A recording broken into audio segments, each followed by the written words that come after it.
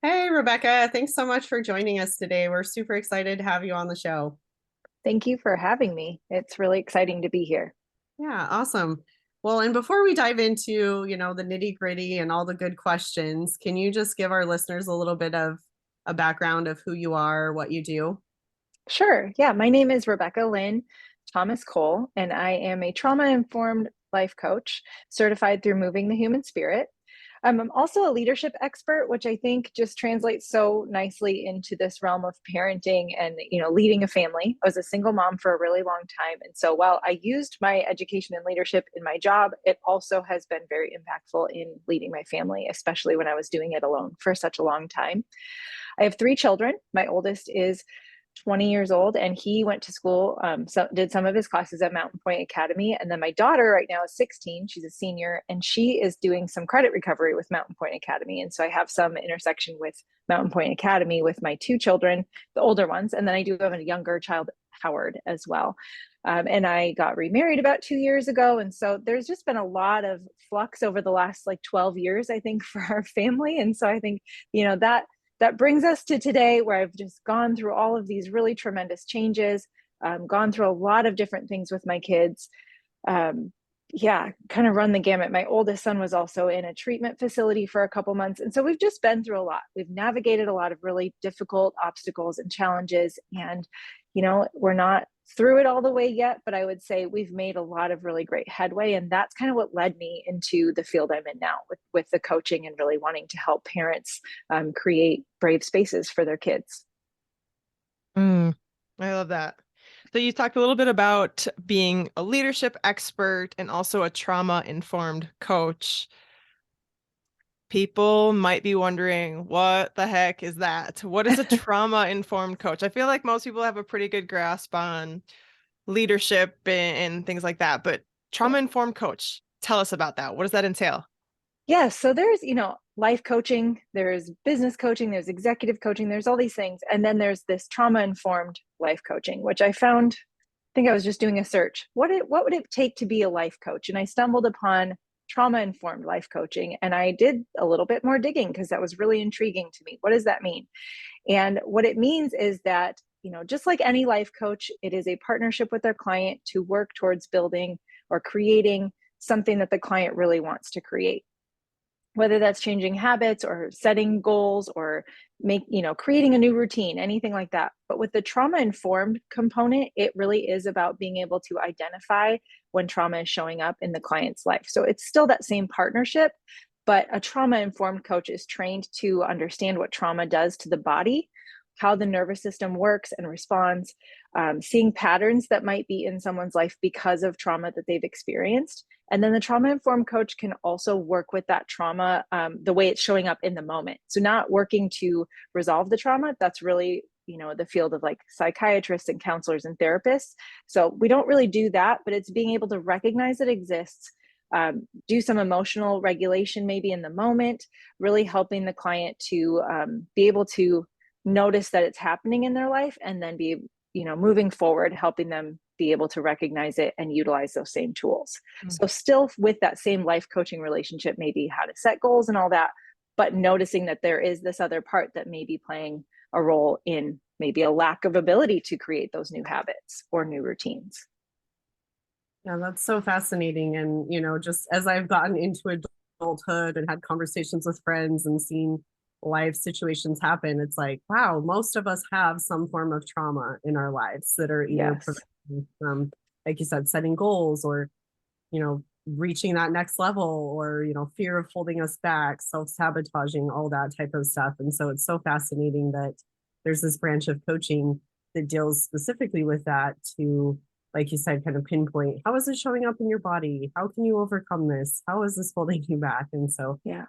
so fascinating. And something you said when you first were on, how you've like, this has affected me in all areas of life, right? With my parenting and all of that. So tell us a little bit more about how being a coach has changed your parenting and assisted in It has changed so many things for me. I like I mentioned, my oldest son went through a residential treatment program. That program no longer is in existence.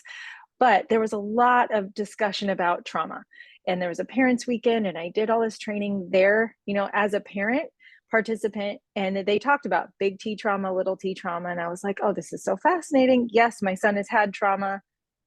At the time, I wasn't really thinking about my trauma and the way that the things in my childhood, the way I was raised, had affected how I parented. And I think, just watching Chase go through that program and kind of watching how things unfolded for him and some of the services they provided in that way really started to open my eyes to, this is a really interesting thing. I'm watching my son go through this program where these things are being addressed with him. Where did those things come from? I started wondering that. And as somebody who studied leadership in my educational side, I'm already very curious about why people do what they do. So now I'm in this situation, watching this happen with my son. I'm very curious, where did this come from? How did this impact him so much? And I think that is what led me to really want to do the trauma-informed coaching. And then once I got into that training and started to understand the way that our bodies really do get hijacked by these triggers that happen, and a trigger is just, it's something that causes us to feel like this old thing that may have happened to us is happening again right now. Like, our nervous system is designed to protect our organism. That's what it wants to do. And so if something looks similar to something that's happened in the past, it's going to cause the same reaction in our body. And I just started being more and more aware of how that was happening to me. And then I started noticing that things with my kids would trigger me. And that word can feel so overused, I think, right now, but it is what's happening. It's activating our nervous system. So I was noticing that was happening to me, and I was starting to wonder, what is it that is being activated? And so I started doing a lot of that work. So now I am actually working with a trauma resolution specialist. So she is a licensed social worker and has been a therapist, but she has a special model that she uses for trauma resolution. And so it's really led me down that path to really investigating the traumas that I have experienced in my own life, because those have impacted and informed the way that I parent my kids. And so I'm seeing, I'm more aware of what a trigger looks like. I am aware of when it's happening to my kids, that is what is happening. It's not maybe that they do hate me in that moment. It is that something has happened. It has activated their nervous system, and their response is to fight. You have the fight, flight, freeze, and fawn. They're fighting me in that moment. That's not a time for me to fight back. So it's really created this ability to be more patient, to be more aware of what's happening with them, so that they can then become more vulnerable with me. And it just really, it doesn't work all the time. It's not a situation where things are perfect, but it is creating this ability to be more vulnerable in this space together, which then we can work through some of these really, really hard things that, my kids are dealing with as they're getting older. And so I just really want to be able to help other people with that too, because I'm noticing how amazing this is when we can get to that place, when we recognize what's happening instead of taking it personally, that it's, my kids just hate me, or maybe some of the regular, if you're mad at me, I must be doing it right thing. That I think we could, I for sure have said that, and noticing like, no, really, probably they're feeling some kind of trigger or some kind of activated nervous system situation. There's a different way to handle this. So I think that's the way that it's impacted me the most. And even my youngest has said recently that he loves calm mommy more than mommy that existed before. So they're noticing too. And I think that that's maybe the most significant thing, is just that my kids are noticing our house is calmer. Everybody feels a little bit more able to say what they feel and to communicate what they need. Yeah, I love that. That last part kind of resonated with me, because I've caught myself. I have twin 4-year-olds, almost 5 at home. And when I'm feeling stressed and just general anxiety in my life, and I can feel it coming out toward them. And if they're screaming and I just yell, "Stop screaming," or something, and I'm like, oh, if I'm trying to model the behavior, I'm screaming at them to stop screaming. This is just not going to end well. And I've found that, with no formal training in parenting, obviously a lot of it you just kind of learn as you go.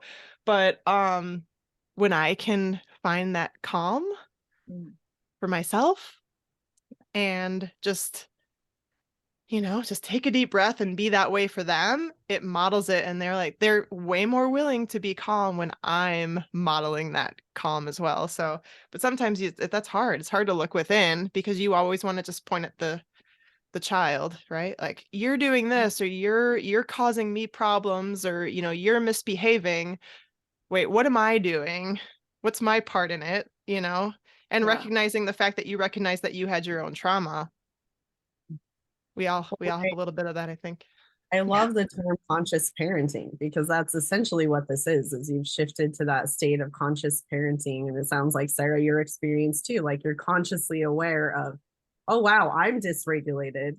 I'm having issues and I'm projecting that, right? And so this conscious parenting is just taking that step back, consciously looking at it and say, why am I being triggered in this moment, right? Because yeah, the kids, they're still learning. It's up to us to kind of take that step back and be like, whoa, how do I model the behavior? How do I regulate myself so that it doesn't escalate the situation? And so I love that trauma-informed coaching has led you to that space, Rebecca, where you can then do that and that your kids are noticing the difference. Like, that's huge, right? When they're like, hey, I like you this way.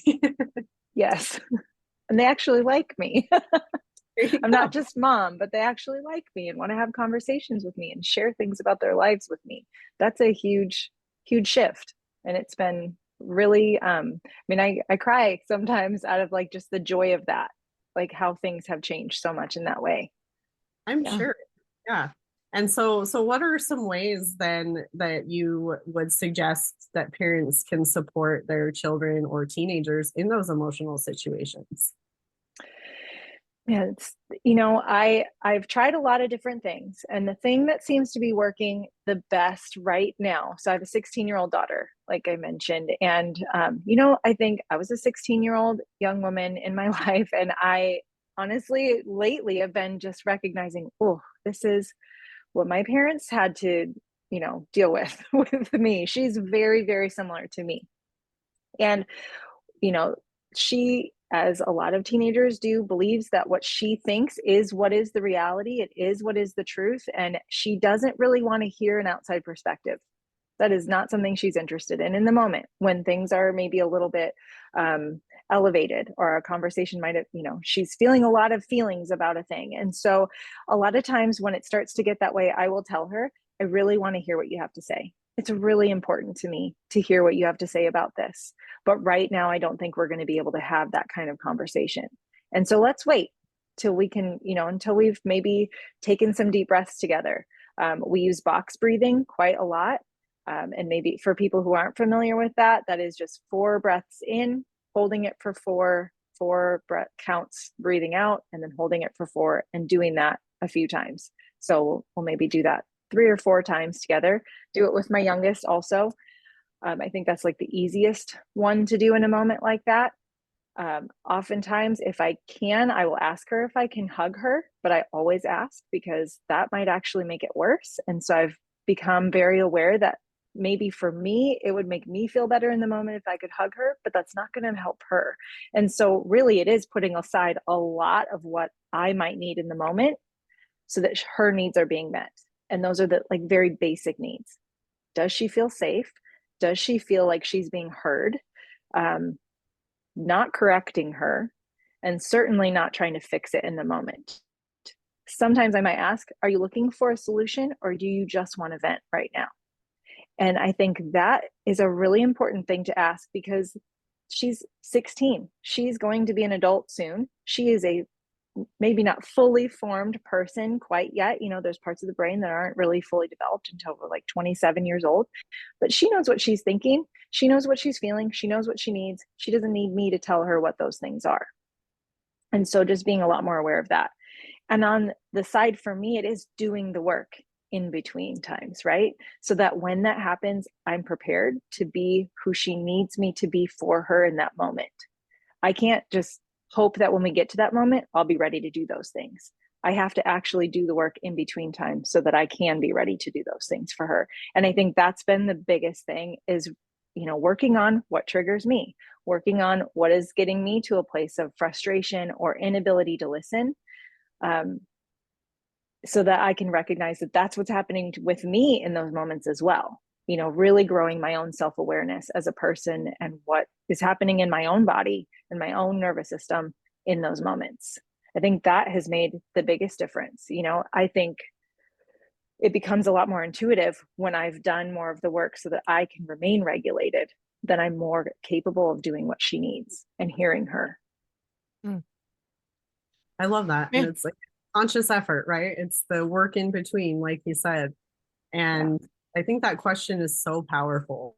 Do you want to vent or do you want advice, right? Because I think as humans, we're just kind of programmed to go into the fix it mode. Like, I've been there. I know what's best for you. I'm just going to tell you.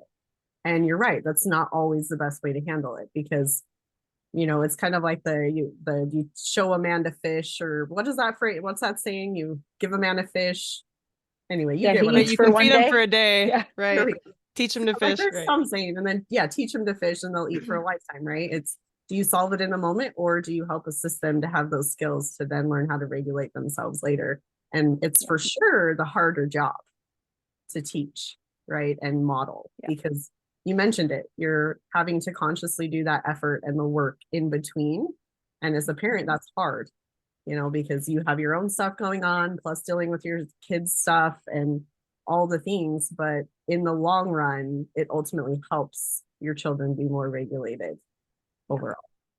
That question too, that same question is a great thing to ask just for couples, right? Yes. Spouses or partners or whatever, like not just for parent-child relationship, but as a spouse to somebody or a significant other, it's like, you're right, 100%. Most of the time we want to just like, I can fix that problem. What's the solution? You want to hear the solution, right? You're like, no, I just want to tell you how I'm feeling. I just want to vent. And that's okay. Like, we have to be good listeners too when that's the case. We don't always have to be the one talking. We can just listen and hear what the other person has to say. Yeah. Or friend to friend. Like I said, it really works in any relationship, right? Not just spouse or parents to child, like peer to peer, all the things. I think it's just such a powerful question that if we all slow down and ask that, it would probably avoid a lot of unpleasant arguments for a lot of people. Yeah, for sure. I can think of times in my life where I'm like, you know what? I don't want you to solve the problem. I know the situation's not going to change, but it doesn't take away the fact that I'm frustrated about it. So just let me vent. It is what it is. I'll get over it, but just give me a minute, right? Yeah. And maybe on the person's end too, they can preface it with that, right? Like, I'm going to talk to you right now and I just need to vent. And just let me vent. Absolutely. Yeah. I do that with my husband. Yeah. Let's try and solve this right now. Just let me feel what I feel. Yes. And my kids need that too. Kids need the ability to know that it's okay for them to just feel how they feel, because, they don't think we understand anyway. I mean, that's the thing. I'm told very often, you don't understand kids these days. So my 8-year-old tells me. So I just try to remember they're having their own experience, and I don't need to act like I understand, because I probably really don't. When it comes down to it, I don't know what it is like to be in my 16-year-old's mind and body with her experience and her, the things that have happened in her life. I don't know what it's like to be her in that moment. I know what it would be like to be me in that moment, but that doesn't translate necessarily. And so I do really try to remember that. Even if I do really truly believe that I probably understand, it really doesn't matter that much, because they don't believe us anyway.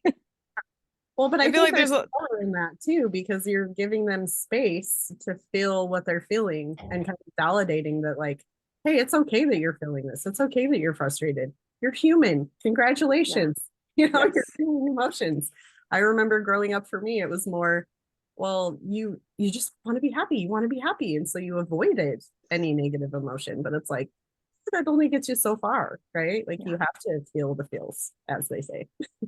Yeah.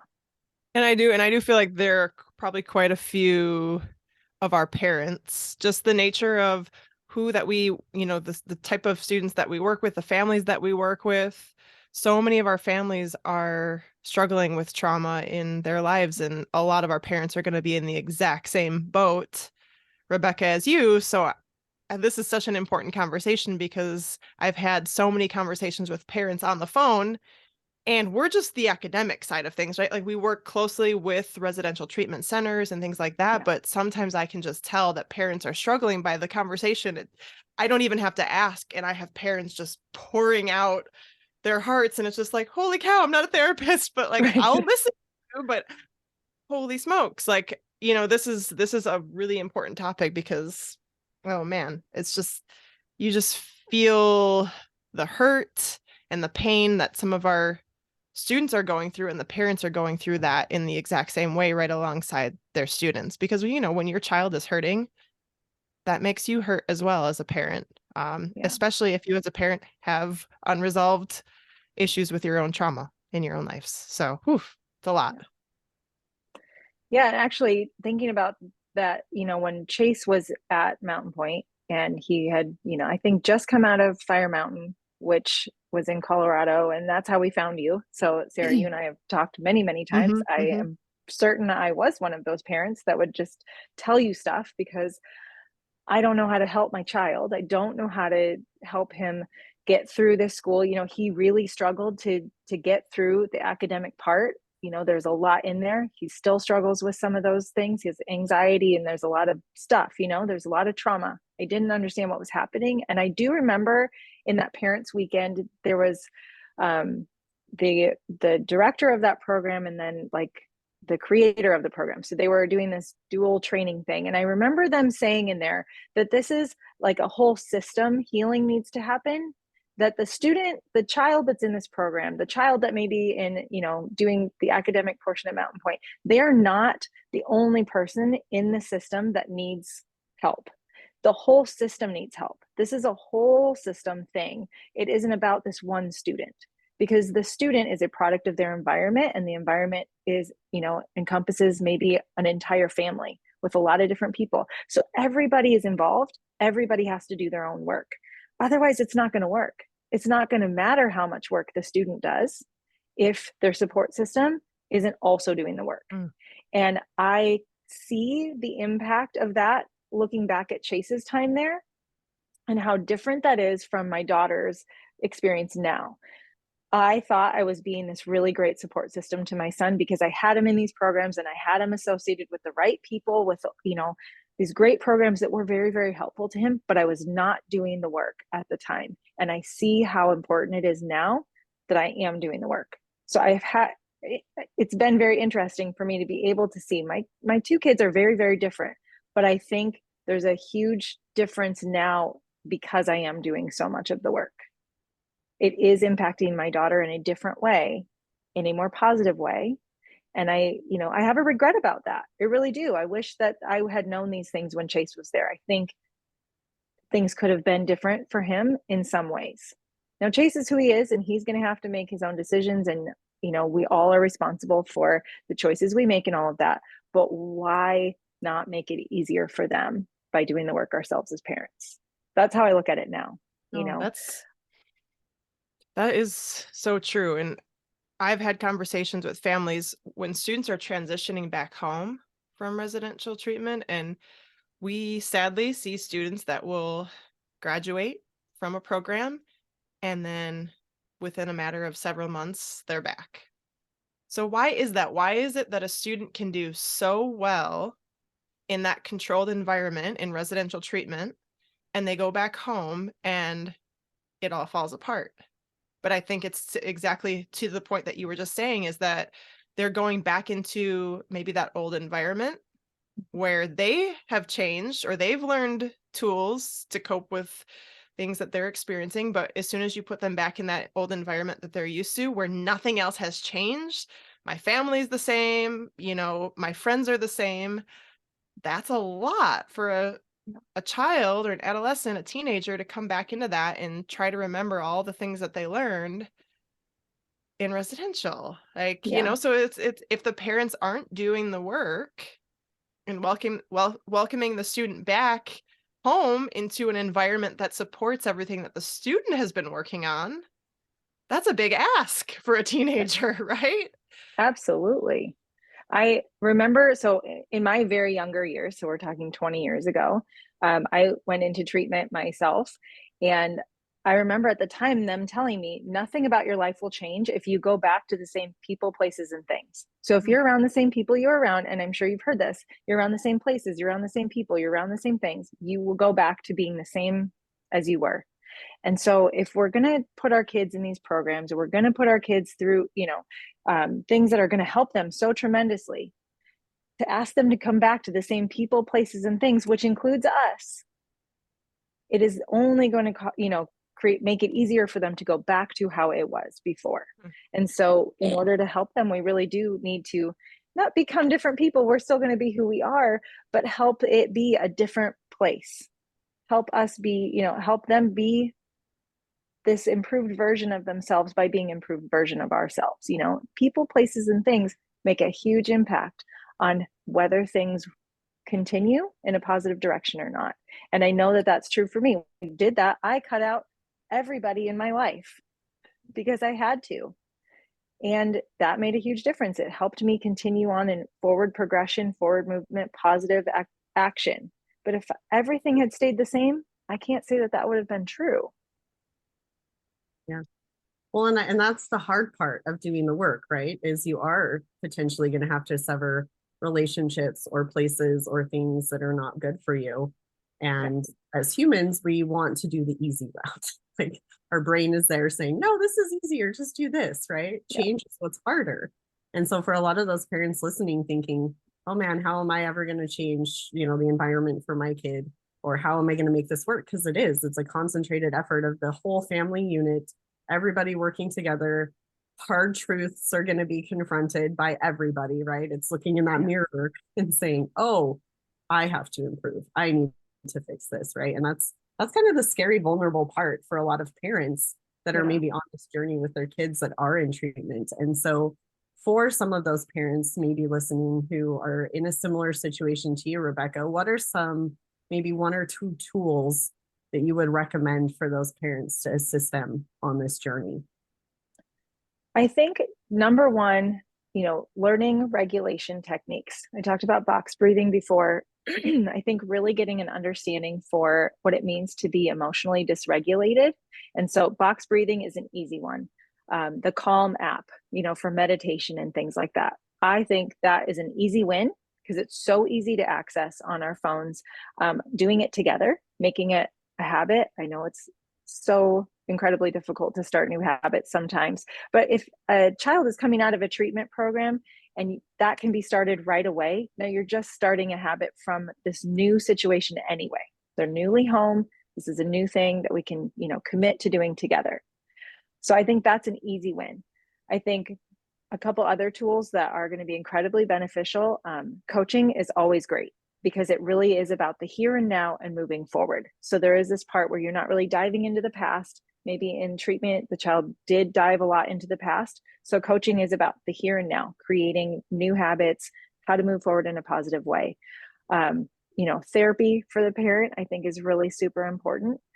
And then self-awareness in general, I think as somebody who studied leadership, self-awareness is like the primary foundational thing for being a great leader. But I think that translates into being a parent who parents their child well.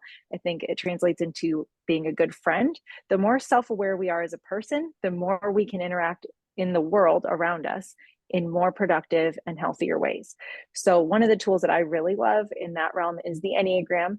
I'm a certified and accredited Enneagram practitioner. And the reason I love that tool so much is it is not about personality. It is about motivation, and it gets like way deeper than personality. So we're talking about the thing that motivates the person the most. And for a parent and teenager, that can be super powerful because what motivates me is not what motivates my kids. I can tell you almost with 100% guarantee they're not the same. So it can really open up some context for why the child might be behaving the way that they are. So it can explain behaviors, it can give reasons for behaviors, and then it opens up possibility for how to move forward in that relationship.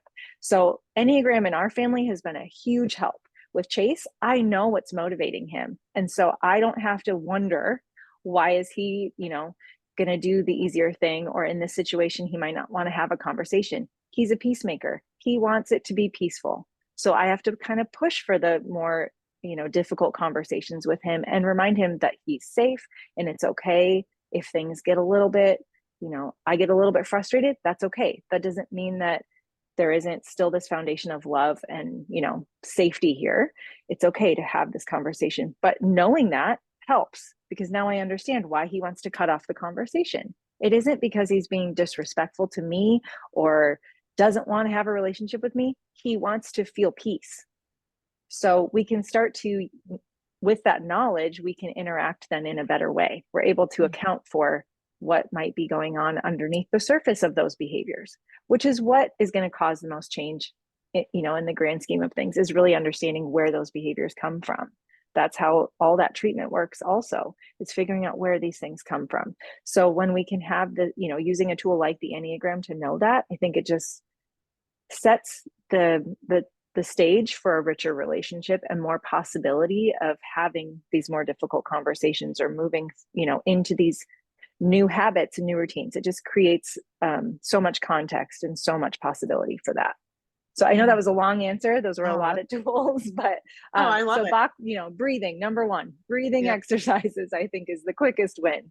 And then, kind of following the breadcrumbs. I think as we start to investigate some of these tools, we'll find other things that, are intriguing to us. I know I've gone down this road of healing now, and I do so many more things than the things I mentioned because I have just opened myself up to the possibility of how things might positively affect my own healing and then my family. And so I think, once we start looking for them and start using some of these tools, we find other ones also.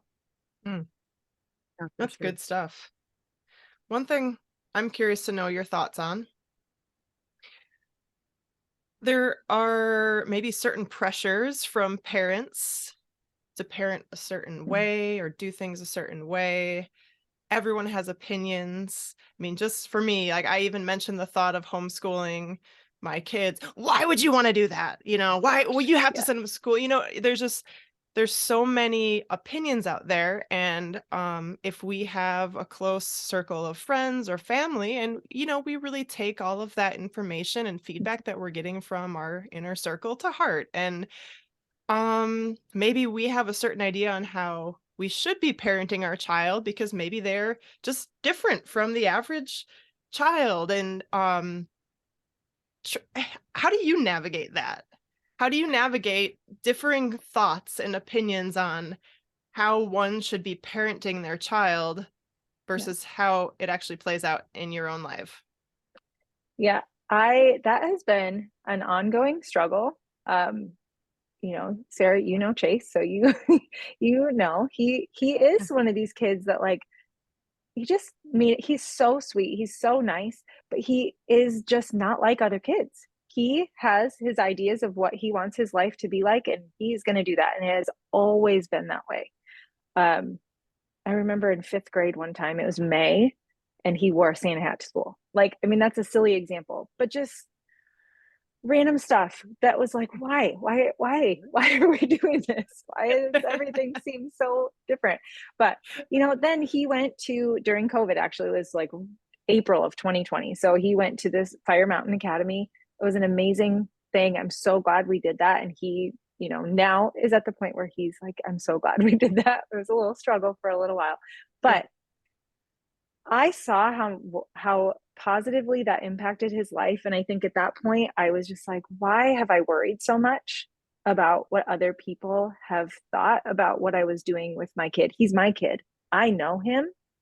I would say that even more now because I've done so much of this work. I understand now where some of these things have come from for him. So I think the first thing to say is that there just are no rules. Society tells us that there are rules. Society tells us that our kids have to start school at a certain age and they have to read by a certain age. And yes, there are some studies that talk about, self-esteem and the way it's established by like 3rd grade or something like that. But the way it's going to be best established by that age is to have them in the right environment. So if you have them in the wrong environment, it doesn't really matter that, they're in public school following the same path as every other kid if that's the wrong situation for them. That's actually going to be negative for them down the road. And so I with my 8-year-old, we had him in a private school because COVID happened and I didn't want to try and teach him how to read in kindergarten while I was working full time. So we paid to put him in a private school. After a couple years, we realized this was not the right place for him. So we did a homeschool, in-school combo charter school last year. That was really hard, but I'm glad we did it. We learned a lot about each other. This year he's in public school and it is an amazing thing for him. But we have remained open to possibility. We have pushed forward when it was hard sometimes, but realizing that it was the right thing for him, and got him in some other activities to keep him interacting with kids.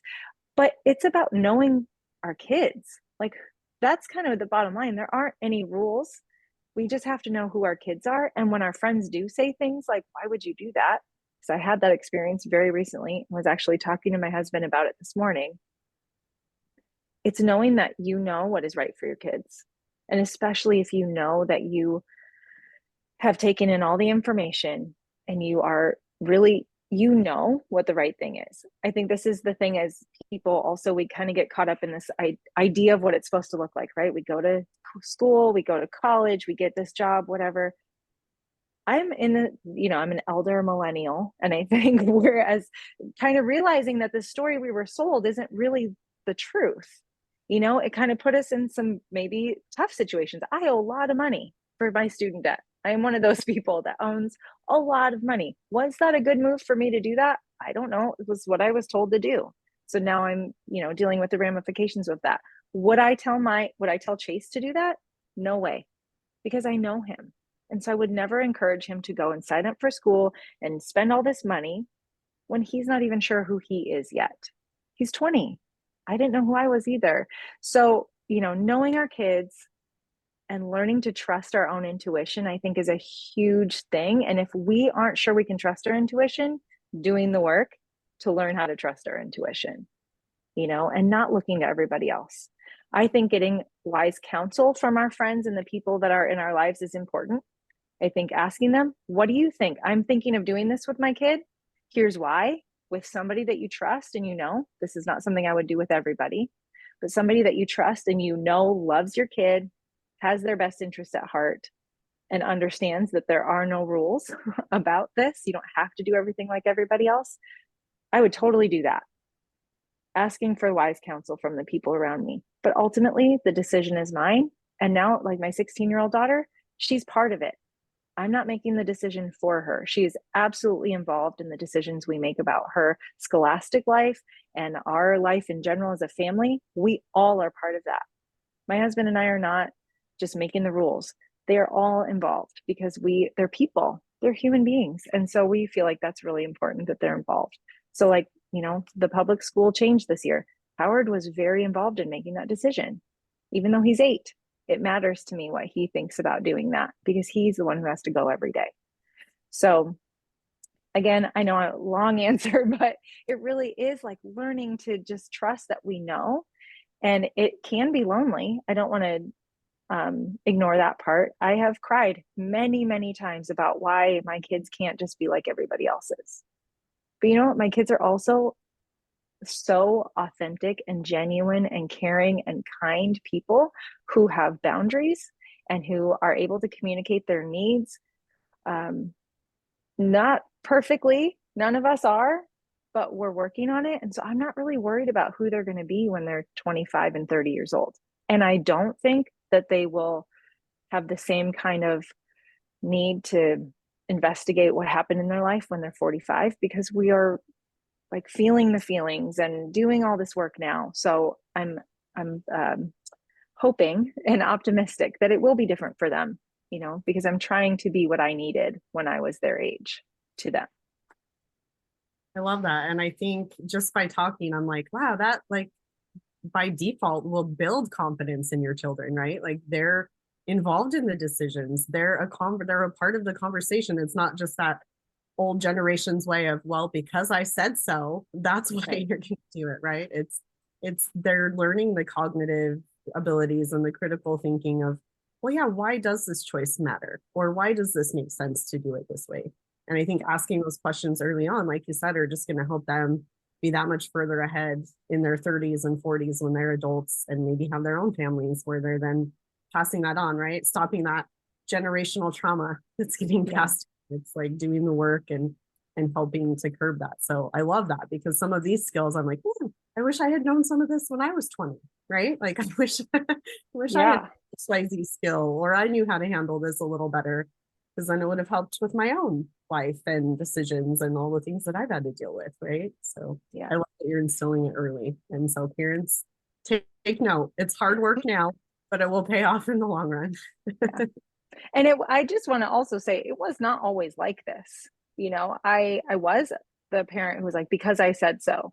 And a lot of that, especially when I was a single parent, really by myself, financially supporting my family, making, you know, financial decisions, making the 5-year plan. And as much as I tried to do all of that, and getting them to school every day and making all these decisions. And yes, I had, like, my mom was around and whatever, but I was still doing all of the household management, leadership, you know, administration myself.